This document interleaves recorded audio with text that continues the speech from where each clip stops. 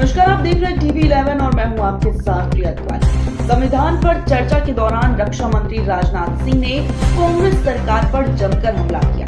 उन्होंने कहा कि संविधान पार्टी विशेष नहीं बल्कि राष्ट्र की पार्टी विशेष ने संविधान निर्माण को हाईजैक कर लिया।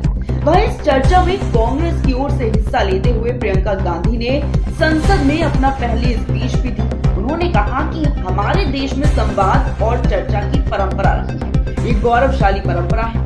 दर्शन ग्रंथों वेदों में भी ये परंपरा दिखती है। इस्लाम, सूफियों, जैन, बौद्ध धर्म में भी इसकी संस्कृति रही है और इसी परंपरा से उभरा हमारा स्वतंत्रता संग्राम। आप भी ये वीडियो देखिए।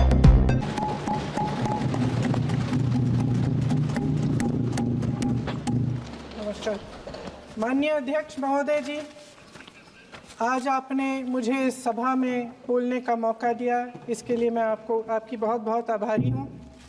सबसे पहले जो सुरक्षाकर्मी, जो जवान अफसर 13 दिसंबर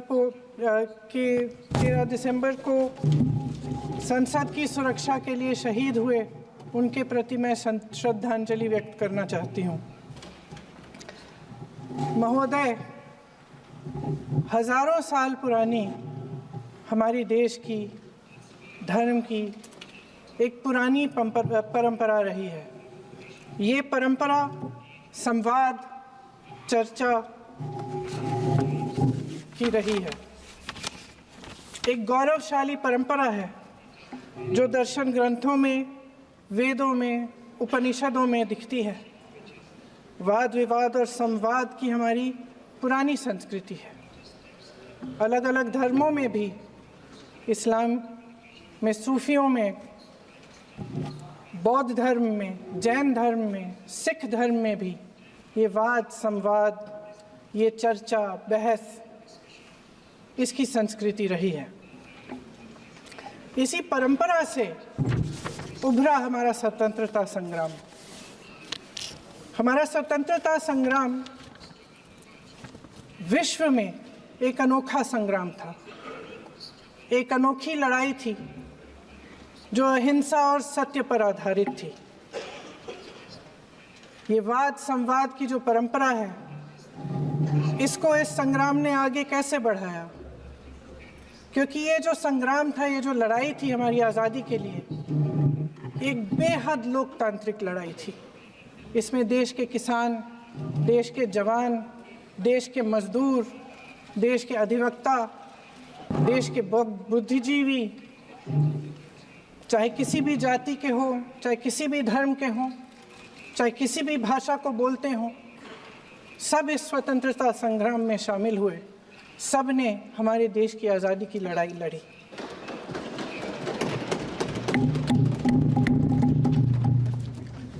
और उसी आज़ादी की लड़ाई से एक आवाज़ उभरी जो हमारी देश की आवाज़ थी। वो आवाज़ ही आज हमारा संविधान है। साहस की आवाज़ थी, हमारी आज़ादी की आवाज़ थी, और उसी की गूंज ने हमारे संविधान को लिखा और बनाया। ये सिर्फ एक दस्तावेज नहीं है। बाबा साहेब अम्बेडकर, मौलाना आज़ाद जी, राजगोपालाचारी जी और जवाहरलाल नेहरू जी और उस समय के तमाम नेता, जैसे आपने कहा, इस संविधान को बनाने की जो कार्य में सालों के लिए जुटे रहे। हमारा संविधान इंसाफ, उम्मीद, अभिव्यक्ति और आकांक्षा की वो ज्योत है जो हर हिंदुस्तानी के दिल में जलती है।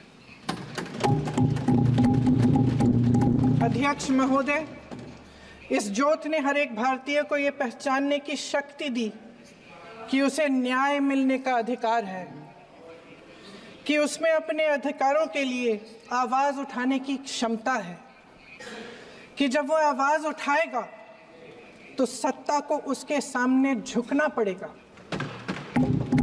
इस संविधान ने हर एक देशवासी को ये अधिकार दिया कि वो सरकार बना भी सकता है और सरकार बदल भी सकता है। ये जोत जो हर हिंदुस्तानी के दिल में जलती है, उसने हर हिंदुस्तानी को ये विश्वास दिया कि देश की संपत्ति में, देश की दौलत में, संसाधनों में उसका भी हिस्सा है, कि उसे एक सुरक्षित भविष्य की उम्मीद का अधिकार है, कि देश बनाने में भी उसकी भागीदारी है। उम्मीद और आशा की ये जोत मैंने देश के कोने कोने में खुद देखी है। उन्नाव में मैं एक रेप पीड़िता के घर गई, उसे जलाकर मार डाला था। वो शायद 20-21 साल की होगी। हम सब के बच्चे हैं। हम सोच सकते हैं कि अगर हमारी बेटी के साथ बार बार बलात्कार हुआ और फिर जब वो अपनी लड़ाई लड़ने के लिए गई तो उसको जलाकर मार डाला गया होता तो हम पर क्या बीतती। मैं उस बच्ची के पिता से मिली। उसके खेत जलाए गए थे, उसके भाइयों को पीटा गया था, उसके पिता को बाहर से घर के बाहर घसीट कर मारा गया था। उस पिता ने मुझे बताया कि बेटी, मुझे न्याय चाहिए।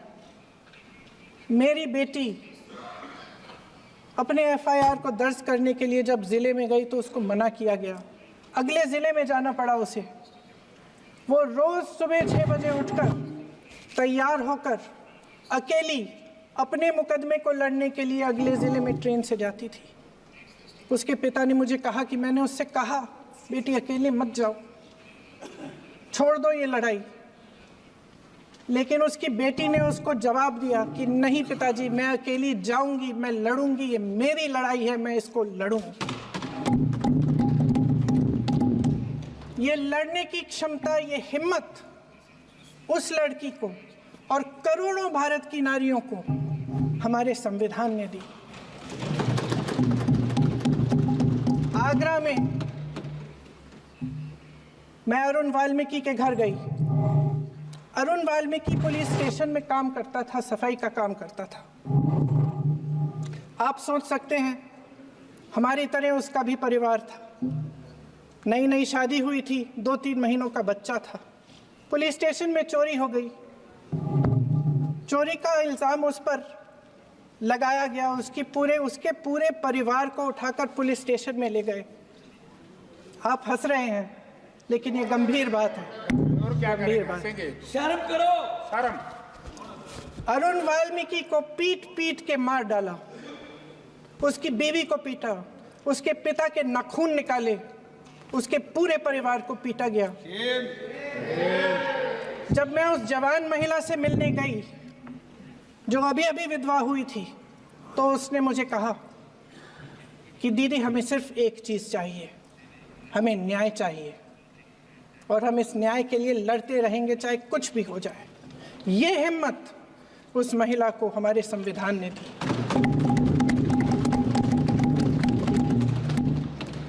संभल के कुछ लोग आए थे हमसे मिलने, जो मृतकों के परिवार के सदस्य थे। उसमें 2 बच्चे थे, अदनान और उजैर। अब सुनिए। उसमें 2 बच्चे थे, अदनान और उजैर। एक बच्चा मेरे बच्चे की उम्र का है, दूसरा उससे छोटा 17 साल का है। दर्जी के बेटे थे। दर्जी का एक ही सपना था कि वो अपने बेटों को पढ़ाएगा, लिखाएगा। एक बेटा डॉक्टर बनेगा, एक बेटा भी सफल होगा दूसरा बेटा भी अपने जीवन में सफल होगा। उनके पिताजी हर रोज उनको स्कूल छोड़ते थे। उस दिन भी स्कूल छोड़ने के बाद अपनी दुकान में चले गए। उन्हें पता नहीं था कि विवाद हो रहा है। उन्होंने भीड़ देखी, घर आने की कोशिश की तो पुलिस ने गोली से मार डाला। वो 17 साल का बच्चा अदनान मुझसे कहता है, वो 17 साल का बच्चा अदनान मुझसे कहता है कि मैं बड़ा होकर डॉक्टर बन के दिखाऊंगा, मैं अपने पिता का सपना साकार करूंगा। ये सपना, ये आशा उसके दिल में हमारे संविधान ने डाली। अध्यक्ष महोदय, हमारे देश के करोड़ों देशवासियों के संघर्ष में, अपने अधिकारों की पहचान में, इनकी कठिन से कठिन परिस्थितियों से लड़ने की अपार हिम्मत में और देश से न्याय की अपेक्षा में हमारे संविधान की ज्योत जल रही है।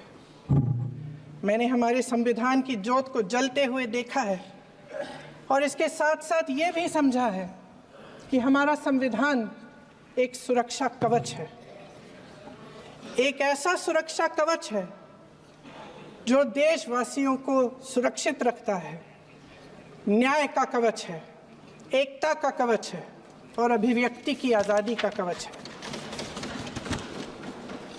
दुख की बात यह है कि मेरे सत्ता पक्ष के साथी जो बहुत बड़ी बड़ी बातें करते हैं, इन्होंने इन 10 सालों में ये सुरक्षा कवच, सत्ता पक्ष के मेरे साथियों ने ये सुरक्षा कवच तोड़ने का पूरा प्रयास किया है। संविधान में सामाजिक, आर्थिक और राजनीतिक न्याय का वादा है।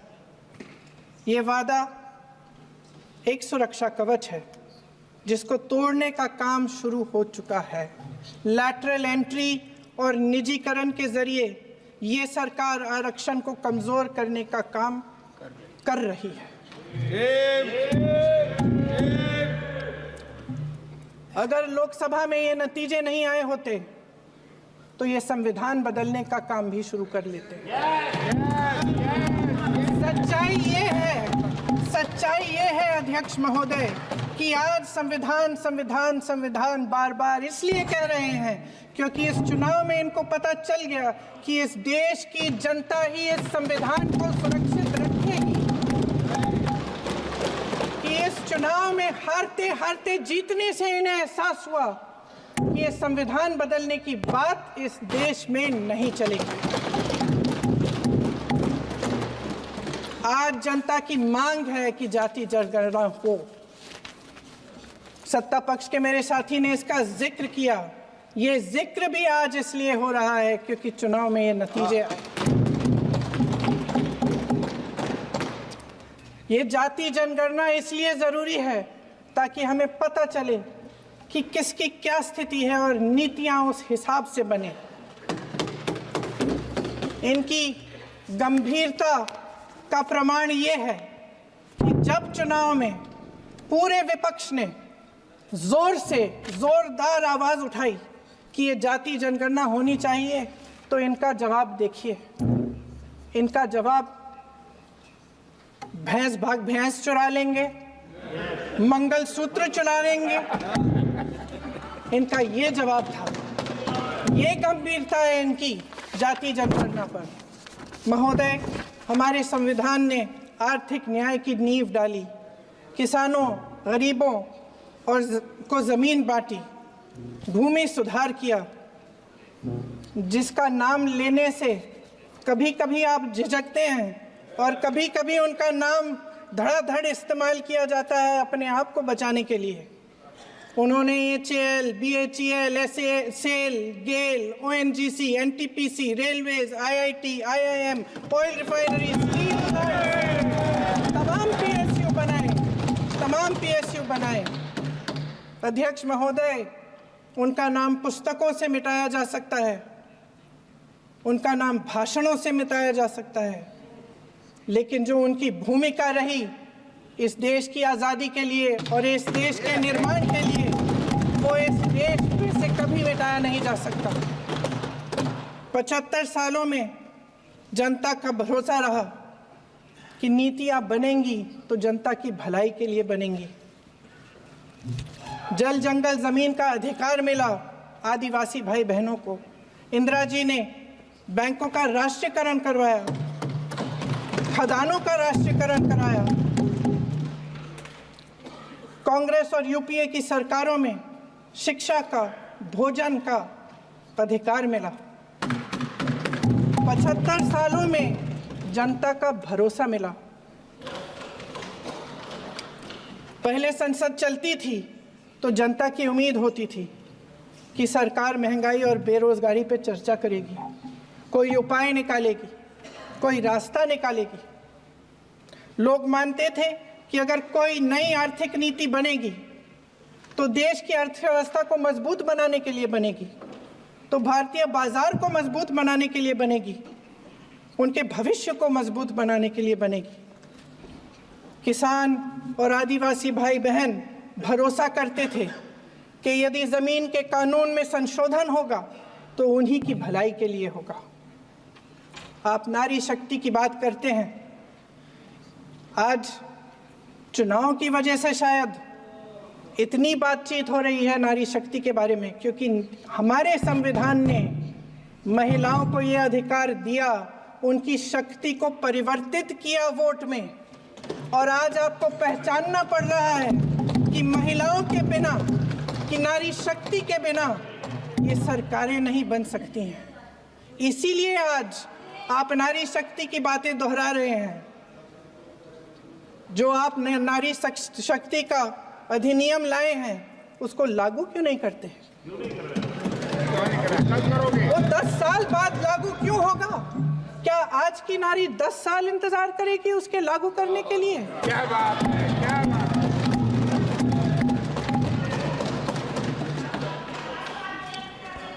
आज संसद में बैठे हुए सत्ता पक्ष के मेरे साथी ज्यादा से ज्यादा अतीत की बातें करते हैं। 1921 में क्या हुआ, कब हुआ, नेहरू जी ने क्या किया। अरे वर्तमान की बात करिए, देश को बताइए आप क्या कर रहे हैं, आपकी जिम्मेदारी क्या है? कि सारी जिम्मेदारी जवाहरलाल नेहरू की है। अध्यक्ष महोदय जी, ये सरकार आर्थिक न्याय का सुरक्षा कवच तोड़ रही है। आज संसद में बैठी ये सरकार बेरोजगारी और महंगाई से जूझ रही हमारी जनता को क्या राहत दे रही है? कृषि के कानून भी बड़े बड़े उद्योगपतियों के लिए बन रहे हैं। सही एमएसपी को छोड़िए, डीएपी तक नहीं मिल रहा है।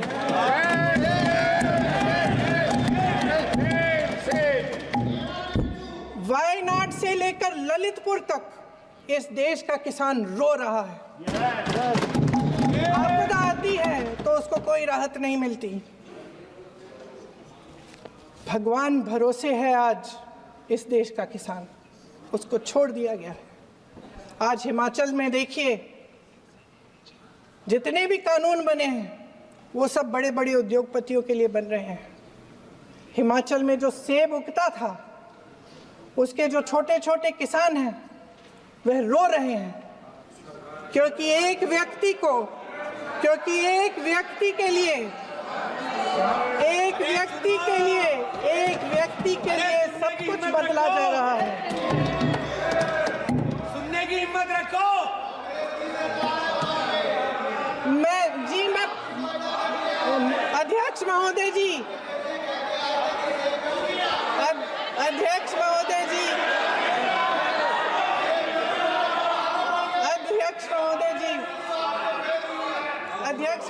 जी, अडानी जी को सारे कोल्ड स्टोरेज प्रदेश की सरकार ने नहीं दिए। अडानी जी को सारे कोल्ड स्टोरेज आपकी सरकार ने दिए। देश देख रहा है कि एक व्यक्ति को बचाने के लिए 142 करोड़ देश की जनता को नकारा जा रहा है। सारे बिजनेस, सारे संसाधन, सारी दौलत, सारे मौके एक ही व्यक्ति को सौंपे जा रहे हैं। सारे बंदरगाह, एयरपोर्ट्स, सड़कें, रेलवे का काम, कारखाने, खदाने, सरकारी कंपनियां सिर्फ एक व्यक्ति को दी जा रही है। जनता के मन में हमेशा ये विश्वास होता था कि अगर कुछ नहीं है तो संविधान हमारी सुरक्षा करेगा।